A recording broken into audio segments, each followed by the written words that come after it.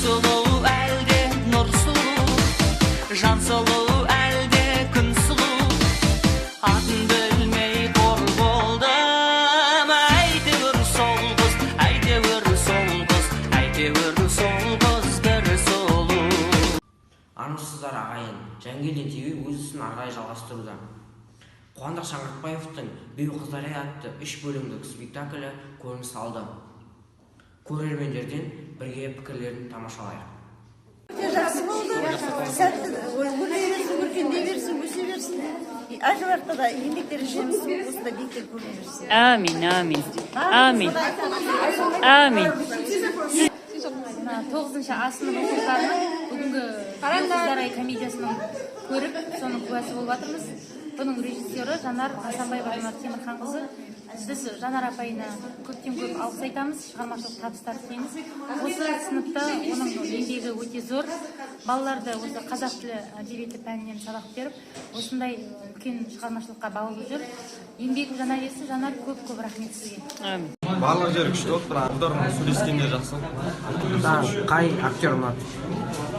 Шынардың рөлі ұнады, Айсұлу деген. Ана Шалдың рөлі ұнады. Кеше спектакль туралы. Самасы кеше спектакль қандай қызықты болды? Қандай кейіпкерлер ұнады және қызықты жерлері? Кешегі спектакль өте ұнады, керемет болды. Аудандық ата-аналардың деңгейіндегі спектакль деп те айтуға болады. Сәл дайындалсаңдар, облысқа да шығуға болады. Қай кейіпкерлер ұнады?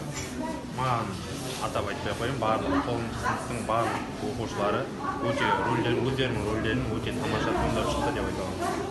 Қызықты жерлері? Өте керемет болды спектакль. Рахмет.